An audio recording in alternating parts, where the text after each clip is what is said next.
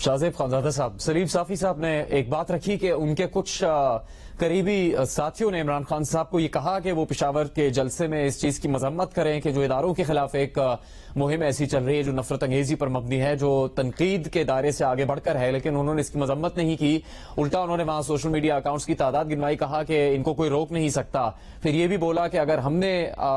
शुरू की अपनी मुहिम तो आपको छुपने की जगह नहीं मिलेगी। इसी पर आपसे दूसरा सवाल ये जो इरशाद भट्टी साहब ने जिसकी तरफ इशारा किया कि नफरतें हैं, तकसीम फैलाई जा रही है, तो ये फवाद चौधरी साहब भी पहले बयान दे रहे थे कि अगर तहरीक इंसाफ ने मुहिम शुरू की तो आप अपने घरों में भी छुप नहीं सकेंगे, जिसको लोगों ने इस तरह तनकीद का निशाना बनाया कि भारत में भी इसी तरह से लोगों पर हमला किया जाता है और उनको कहा जाता है कि आप अपने घरों में भी महफूज नहीं रह सकेंगे। और दूसरा, तहरीक इंसाफ के सरबराह इमरान खान साहब ऐसे बयान दे रहे हैं, तो इसके लिए क्या हिकमत अमली होनी चाहिए पाकिस्तान में बाकी सियासी जमातों की? क्या इसके लिए भी उनको अदालतों से रुजू करना पड़ेगा? देखिए, इमरान खान साहब जो बयानियां बना रहे हैं उसमें ज़ाहिर डायरेक्ट और इनडायरेक्ट दो तरीके से वो बयानियां बना रहे हैं। जो सियासी मुखालिफिन हैं उनके खिलाफ तो वो डायरेक्ट एक नफरत अंगेजी कर रहे हैं, जो उनके अपने छोड़ के जाने वाले उनके खिलाफ भी कर रहे हैं, और उसके हमें असरात भी अब नजर आना शुरू हो गए हैं कि किस तरीके से सियासी कारकुनान मुख्तलिफ रहनुमाओं से लड़ रहे हैं, सियासी कारकुनान आपस में लड़ रहे हैं। डायरेक्ट उन्होंने बयानियां बनाया, इनके घर शादियां नहीं हो पाएंगी, इनके बच्चों को स्कूलों में बुली किया जाएगा, ये घरों से नहीं निकल पाएंगे, जो कि वाज़ेह तौर पर इस बात की निशानदेही करता है कि आप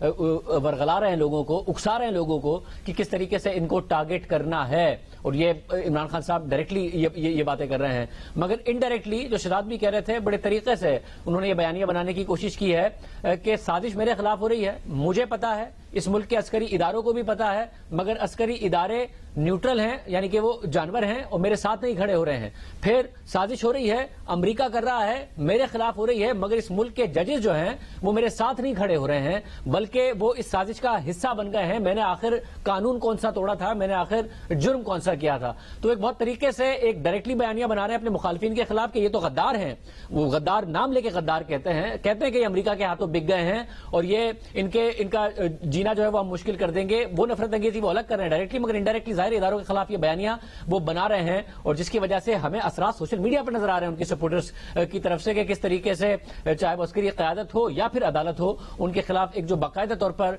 एक प्रोपेगेंडे की मुहिम शुरू की गई है। और ऐसा नहीं है कि उससे जो क़यादत है तहरीक इंसाफ की वो अपने आप को कह सकती है कि जी ये हम नहीं करा रहे हैं, क्योंकि हमने देखा है कि बहुत सारे प्ले कार्ड्स जो जलसों में इस्तेमाल हुए उनको बाकायदा तौर पर कुछ साबिक वुज़रा ने और सीनियर रहनुमाओं ने ट्वीट भी किया है। और जाहिर है कहीं कहीं कुछ सरकास्टिक रिमार्क्स थे, मगर ये एक जमहूरी मुल्क है, इसमें बहुत सारे लोगों को बहुत सारी बातें करने की आजादी हासिल है, मगर अगर आप एक झूठ की बुनियाद पर पूरी की पूरी कैंपेन बना रहे हैं, और झूठ यह है कि अमेरिका ने साजिश की थी जिसमें ये ऑपोजिशन बिक गई है, इदारे खामोश हो गए हैं, अदलिया साथ दे रही है, तो उसको वो जो झूठ है उसको कहीं ना कहीं आपको गलत साबित करना पड़ेगा, और अगर आप उसका साथ देंगे तो आप उस झूठ में ही कंट्रीब्यूट कर रहे होंगे। जो हक के आजादी इजहार राय है वो झूठ फैलाने के लिए नहीं है और झूठ फैलाकर नफरत अंगेजी के लिए नहीं है, जो कि ऑपोजिशन के खिलाफ हो रहा है। और इदारों की तरफ से तो आज कह दिया गया कि ना बेसिस मांगे गए थे, ना ही कोई कॉन्स्पिरेसी हो रही थी, ना ही साजिश हो रही थी, और डिमांड जो है वो एक नॉर्मल सिफारती तरीका है उनकी तरफ से, आज ये भी बयान किया गया। तो इमरान खान साहब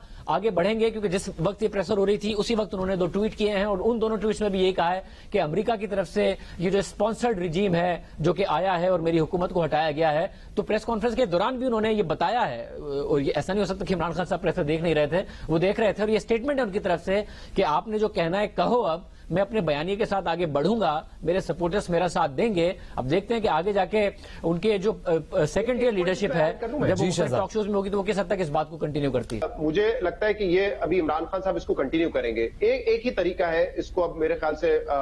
इसको आप मजीद आगे लेके जाए या इस बात को अब यहाँ पे खत्म करें। जो डिमांड है ना जुडिशियल कमीशन की, मेरे ख्याल से अब ऑपोजिशन को, यानी कि अब मौजूदा जो हुकूमत है, काफी अर्सा ऑपोजिशन में रहे तो ऑपोजिशन निकलता है, लेकिन अब जो ये मौजूदा हुकूमत है इनको मेरे ख्याल से इस डिमांड पे गौर करना चाहिए। तहरीक इंसाफ ने तो अपने आखिरी दिन जिस किस्म का कमीशन बनाया उसकी हकीकत तो आपको सबको पता है। कहीं से ये नहीं कहा जा सकता था कि कोई न्यूट्रल कमीशन बनाया है। जिन साहब को उसमें डाला था वो पहले ही अपना मौकिफ दे चुके थे इस खत के हवाले से, बल्कि ये भी कह चुके थे कि जो 3 ऑपोजिशन लीडर है उनको आप गिरफ्तार करें, ये साबित हो चुका है, जबकि उन्होंने लेटर देखा तक नहीं था। तो मेरे ख्याल से अब अगर ये डिमांड है, ये इसलिए जरूरी है क्योंकि देखें खुद आज डीजीआई स्क्वायर कह रहे हैं कि कुछ ऑर्गेनिक रद्द अमल भी हो सकता है, तो एक मिसट्रस्ट तो है। अब उस मिसट्रस्ट को खत्म करना जरूरी है। अगर आप पार्लियामानी कमेटी में इसको लेके जाएंगे, जहां पे बेशक तमाम पार्टीज इस वक्त जो पार्लियामेंट में बैठी हुई है वो हो, पाक अफवाज के लोग हों, तमाम जो इंपॉर्टेंट लोग हैं वो वहां पे मौजूद होंगे, लेकिन अगर वहां पे पीटीआई नहीं होगी ना, तो फिर जो उनके फॉलोअर्स हैं कम से कम उस हद तक तो वो मुतमईन नहीं होंगे। इसलिए जुडिशियल कमीशन बना दे, इसकी वंस फॉर ऑल तहकीकात हो जाए, ये चैप्टर क्लोज हो जाए।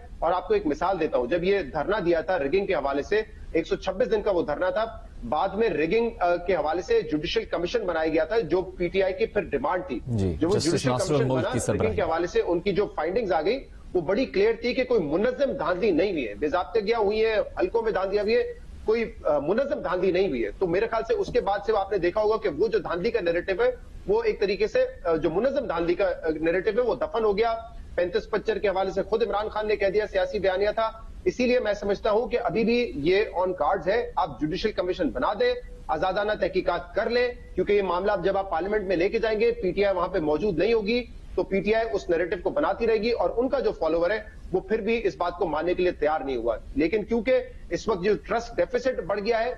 जैसे आज कहा बाबर इफ्तिखार साहब ने कि फौज और अवाम का एक ट्रस्ट होता है साथ में, वो कायम रहना बड़ा जरूरी है। तो मेरे ख्याल से इस नुक्ते पे गौर करना चाहिए और कोई कबाहत नहीं है, जुडिशियल कमीशन बना दे, जहां पे हर किस्म की आवाज आ रही है, हर जगह से इसकी तरदीद आ रही है। अगर जुडिशियल कमीशन में भी जो सच है वो सामने आ जाए तो बहुत अच्छा होगा और तहरीक इंसाफ के पास कोई ऑप्शन भी नहीं होगा। शहजाद, इस पर भी एक सवाल बनता है आपसे भी, लेकिन मैं इसमें एक मसला ये है कि जिन जजेस पर सवाल उठा रहे हैं, पहले 2018 में जिन जजेस का कह के इलेक्शन लड़ा, फिर जिन पर सवाल उठा रहे हैं उन्हीं से कह रहे हैं कि आप कमीशन बना दें,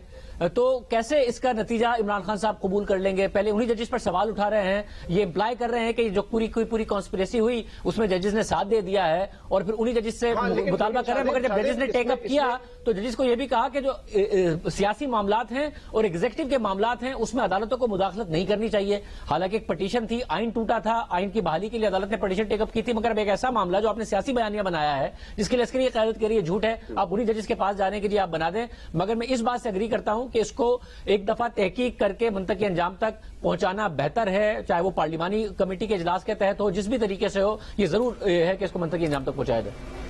ठीक है जी, शहजाद जरा हम इरशाद भट्टी साहब की तरफ जाएंगे। जी, ने कहा,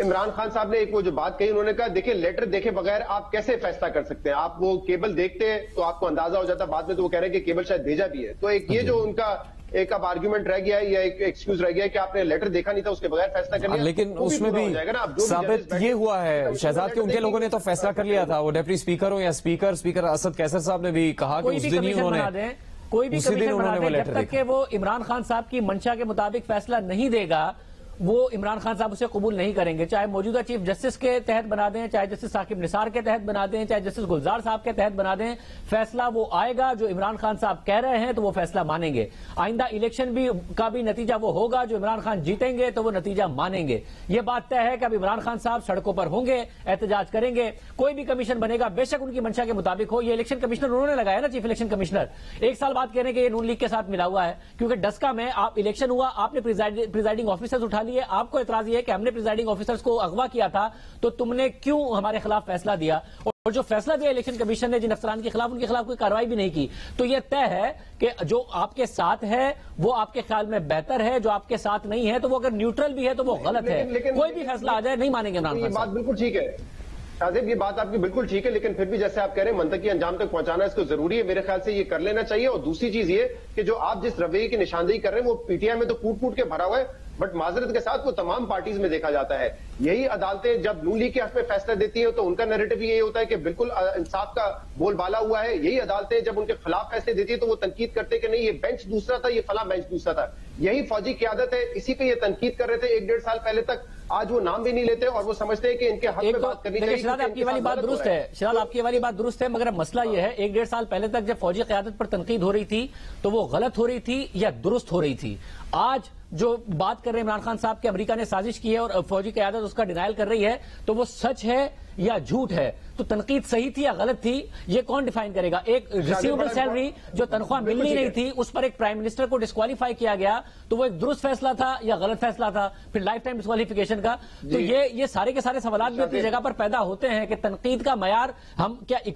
बराबर कर सकते हैं? क्या 1 साल पहले मुदाखलत नहीं हो रही थी? नवंबर 2018 तक इमरान खान साहब मैनेज नहीं कर रहे थे? मीडिया को भी सियासी, क्या उनके अपने अलाइज आके नहीं बता रहे हैं, जिसमें खालिद महबूब सिद्दीकी साहब भी शामिल है, कि इमरान खान तो हमसे बात तक नहीं करते थे, हमें तो फोन कॉल आती थी कि फलां लेजिस्लेशन के लिए आ जाओ। तो जो एतराज था फौजी क़यादत पे वो दुरुस्त था या गलत था? आज जो इमरान खान साहब बयानिया बना रहे हैं वो सच की बुनियाद पर है, झूठ की बुनियाद पर है?